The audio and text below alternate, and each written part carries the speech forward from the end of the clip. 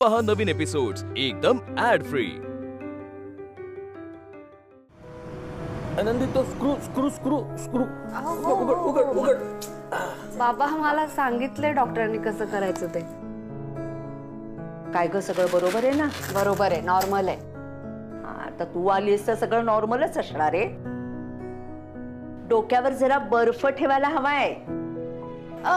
बाबा आई जरा बाबांसाठी दूध आणाल, गरम दूध आणते ना। आनंदी तुला सगळं कसं काय वेळ जमत अगदी बरोबर? गोळी पण योग्य वेळी घ्यायला हवी। ही एक जी आहे ना ती दुपारी घ्यायची जेवणानंतर। हो घ्या।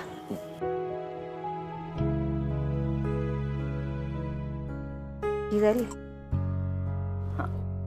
हे घ्या दूध घ्या आणि पूर्ण प्यायचंय हं दूध।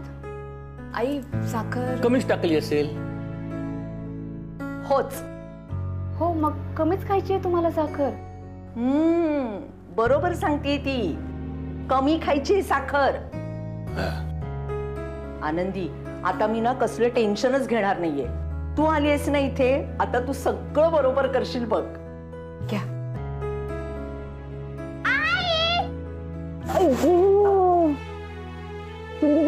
कशी आहेस तू? मी मस्त। तू इकडे आली आहे ते मला सांगितलं का नाही? अगं जरा गडबड झाली बाळा, आजोबांना बरं नव्हतं ना, त्यात विसरले मी। काय झालं आजोबा तुम्हाला? अगं काही नाही ग माझ्या शोना, बरं वाटतंय मला। ये माझ्याकडे ये शोना। अरे आता मला बरं वाटतंय ग, बरं वाटतंय। अरे चला चला सावकाश। तुम्ही लवकर बरे व्हाल। हो ग माझ्या शोना। तर तू आणि तुझी आई आली ना, म्हणजे एकदम टेन्शन दूर गेलेलं आहे। मी एकदम ठणठणीत झालेलो आहे। आपण एक काम करूया का, आज संध्याकाळी ना आपण क्रिकेट खेळायला जाऊया? चालेल, माझ्याकडे क्रिकेटचं सामान पण आहे। बघितलंस आनंदी, क्रिकेट खेळायला चाललीये, कुठेही जायचं नाहीये। आधी पूर्ण बरं व्हायचंय आणि मग जा कुठे जायचंय तिथे। अगं मालती, असं आजारपण कवटाळून बसायचं नसतं का? अहो बाबा पण स्वतःची काळजी पण घ्यायची असते। नाही कुठेही जायचं नाहीये तुम्ही खेळायला वगैरे, आराम करायचा। बघितलं, या दोघीनं माझ्याशी असं वागतात। तू शाळेत जाशील ना तेव्हा मला सांग, मी तुझ्यावर शाळेत येईन। नाहीतर या दोघीनं मला दिवसभर औषधं देत असतात। आओ आजोबा, माझ्या शाळेला सुट्ट्या चालू आहेत, समर वेकेशन चालू आहे। अरे देवा, वा, हे बरं झालं।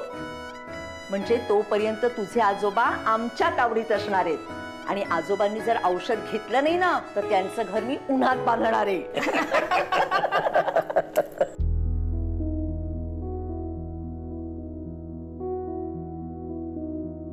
काय गाई, जमतंय ना? पाय दुखत नाहीये ना? अशीच प्रॅक्टिस करत राहा आणि हो, जास्त ताण देऊ नकोस, नाही तर पाय धरेल। हा चल, येते मी।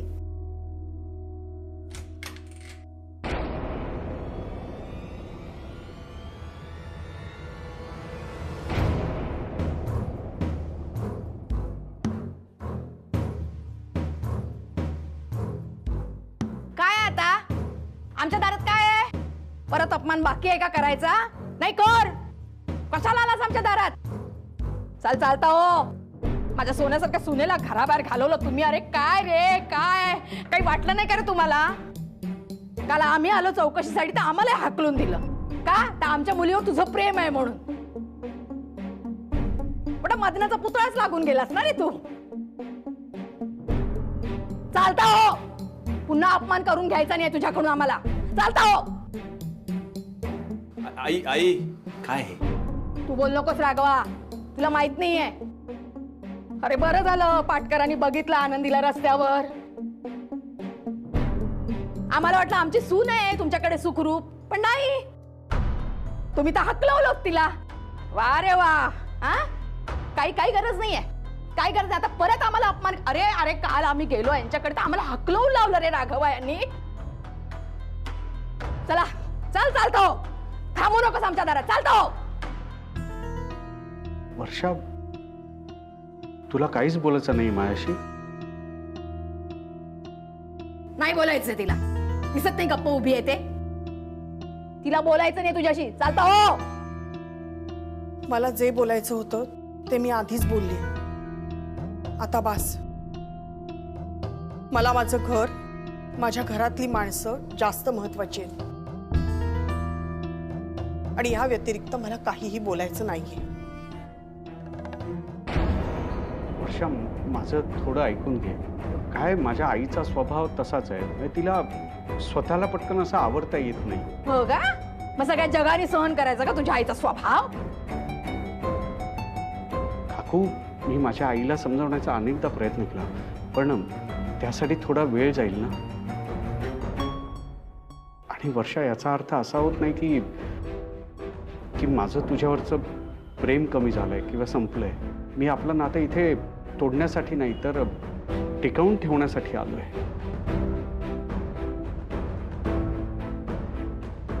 वर्षा, प्लीज पुन्हा एकदा विचार कर. मी हात जोडते तुझ्या पुढे नंदू. मला तुझ्याशी कुठलाही संबंध ठेवायचा नाहीये. यापुढे माझा पाठलाग करू नकोस. आधीच खूप त्रास होतोय मला, खूप प्रॉब्लेम आहेत आणि तू आता आणखीन प्रॉब्लेम वाढवू नकोस. मला यापुढे तुझ्याशी कुठलाही संबंध ठेवायचा नाही. वर्षा, आपण एक संधी देऊया ना आपल्या नात्याला. तू गेलास तरी चालेल.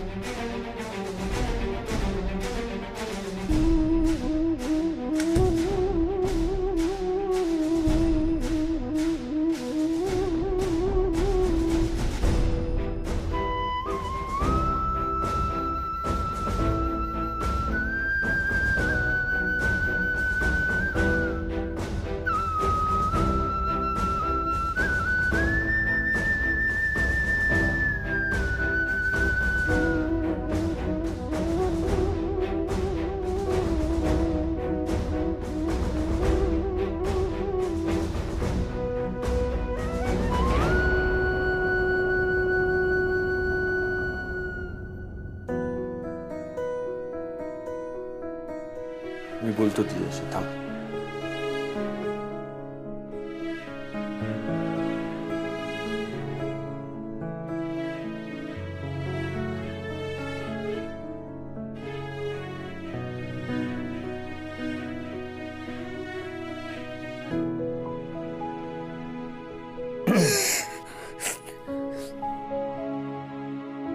दादा प्लीज. रडणं थांब वर्षा. हे बघ, मी कधीच तुझ्या कुठल्याच निर्णयाचा अनादर केलेला नाही.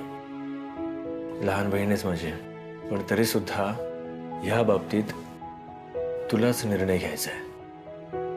विचार करून निर्णय घे. असं नको व्हायला की ह्याचे काही वाईट परिणाम होतील जे आयुष्यभर भोगावे लागतील. मी केल्यात माझ्या आयुष्यात खूप चुका. मी आनंदीला आणायला गेलो खरा, तिला घेऊन नाही आलो. घरी ती नसताना तिची उणीव कायम भासत राहिली. अजूनही ती घरी आलेली नाहीये. जे काय मला भोगावं लागतंय, ठीक आहे, मी केली चूक, हे माझे भोग आहेत. जोडीदाराच्या बाबतीत माझ्याकडून काही चुका झाल्या आहेत, तुझ्याकडून ते होऊ देऊ नकोस. नंदू खरंच खूप चांगला मुलगा आहे. त्याला समजून घे आणि तो तुझ्याशी काही बोलू इच्छितो त्याच्याशी बोल, शांतपणे बोल आणि विचार कर या सगळ्या गोष्टींवर. दादा मला माहिती आहे नंदू खूप चांगला मुलगा आहे, पण माझ्या बरोबर राहून त्याचं आयुष्य बर्बाद होऊ नये म्हणून मी त्याला नकार देते.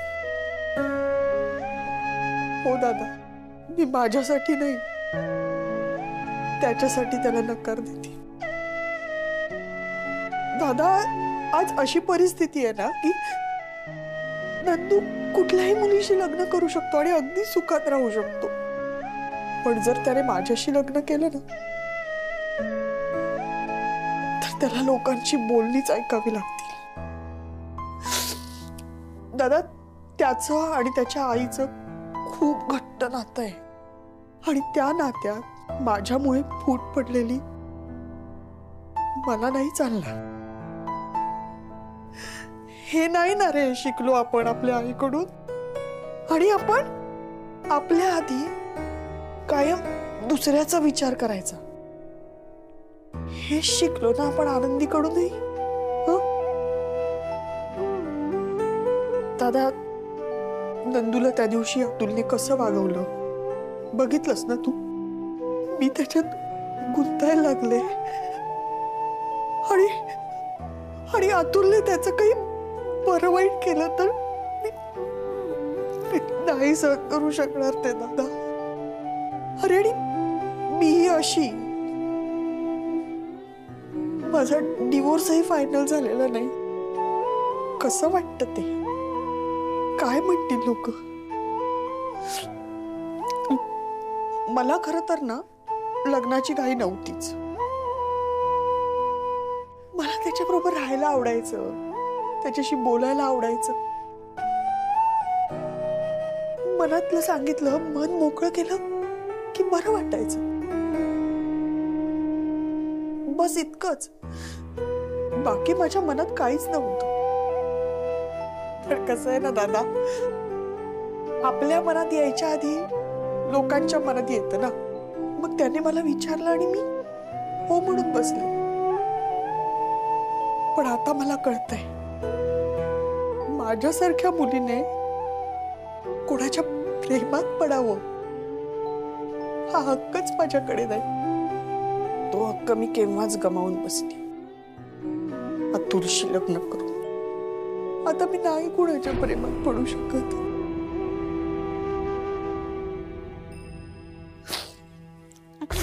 नाही नाही, नकोच ते. तो माझ्या बरोबर इन्व्हॉल्व झालेला नकोच. त्याने त्याचं राहावं, एखाद्या चांगल्या मुलीशी लग्न करावं, सुखात आनंदात राहावं. ऐक ऐक, या सगळ्या गोष्टींमध्ये कारण फक्त तो अतुल आहे ना. ठीक आहे, लवकरात लवकर मी तुला त्याच्यापासून डिवोर्स मिळवून देईन.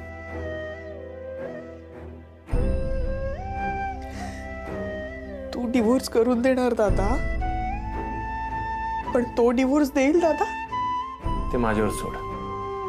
तुझा मोठा भाऊ आहे मी आणि वकील आहे मी. ते कोर्टात कसं काय करायचं ते मी बघेन ना, त्याची नको काळजी करूस तू. तुला त्याच्यापासून डिवोर्स मिळवून देणं ही माझी जबाबदारी आहे. आणि ऐक, हे जे का आता बोललीस ना तू, हक्क नाहीये वगैरे, तुला सुखी राहण्याचा हक्क आहे वर्षा.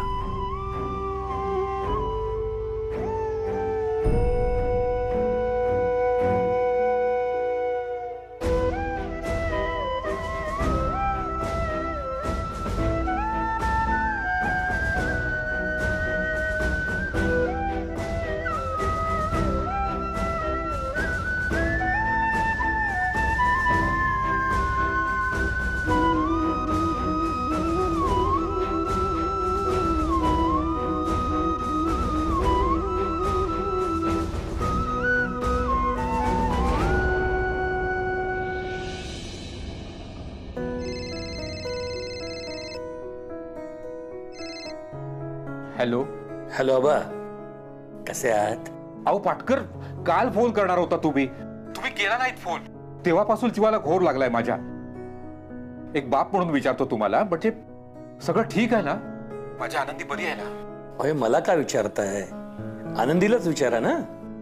अहो तिचा फोन लागत नाहीये ना, सारखी कामात असते ती. ठीक आहे हो, बापाचं मुलीशी बोलणं व्हायला हवं ना, म्हणून मुद्दाम फोन केला. थांबा हा. आनंदी, ए आनंदी. हा बाबा.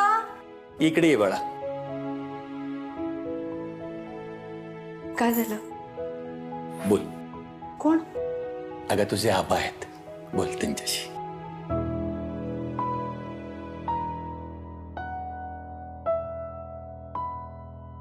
हॅलो आबा. काही एक बोला नको तू. कितीदा फोन केलाय तू का मी? हा, फोन लागत नाही हा तुझो. ते राघवराव अंक फोन केलाय तर सांगतात कामात असा म्हणून. अगो बापाशी पेक्षा ही कामा कधी महत्वाची झाली तू का? बघा सांग, सगळं ठीक आला तकडे. हा, तू सुखात असस ना?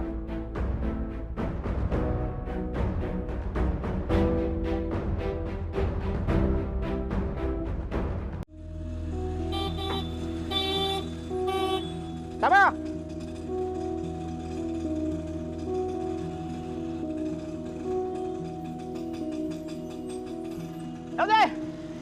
कुठं आहे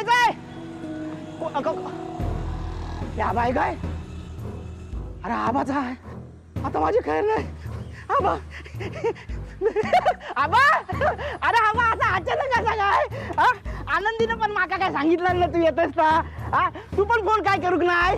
फोन करायचं ना आता काय माका करतो? सांगतोस या? काय? माका सांगतोस तू फोन करायचो बोललो नाही पण हा? माका सांगतोस दे माझ्याकडे दे. तू काय अरे, करतोस? आबा मारू का? सांगलंस माका आबा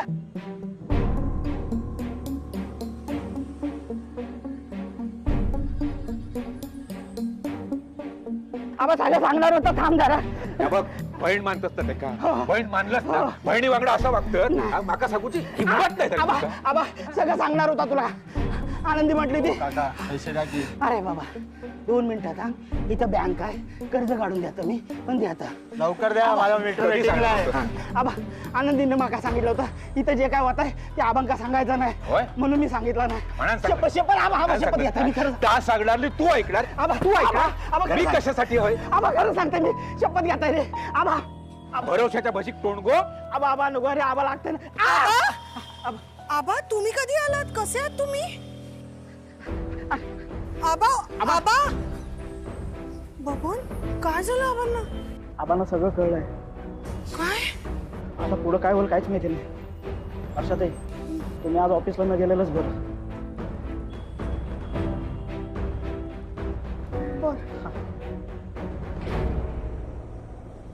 पैसे माझे भाऊ किती झाले तुझे? 72 रुपये वेटिंगचे टोटल 80 रुपये झाले.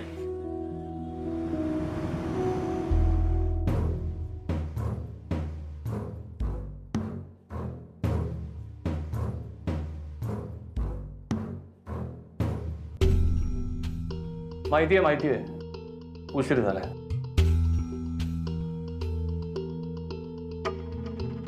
माहिती आहे. बोला. बस पाहुणचाराला तर बोलवलं नसेलच आणि तशी मला खूप कामं असतात. हा तुमच्याबरोबर टाइमपास करायला माझ्याकडे अजिबात वेळ नाही. मला सुद्धा वेळ वाया घालवायचा नाहीये. मग कशाला बोलवलं?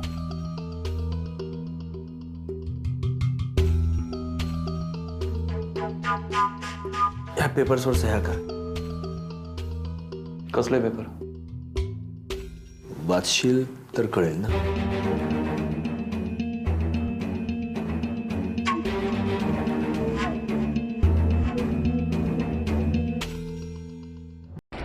हे बघा तुला माझी बहीण वर्षा तिचा तू किती मानसिक छळ केलेला आहेस, तिला किती शारीरिक त्रास दिलेला आहेस, या सगळ्या गोष्टी कोर्टात प्रूव्ह करणं मला सहज शक्य आहे.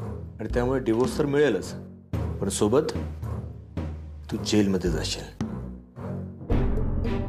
तर सगळ्यांच्या सहमतीने तू ह्यावर सह्या केल्यास आणि सहजगत्या डिवोर्स मिळाला तर तुला त्रास होणार नाही आणि माझा वेळ सुद्धा वाचेल. तेव्हा ह्यावर सह्या कर आणि नशील करणार तर मग मोठी किंमत मोजायला तयार राहा.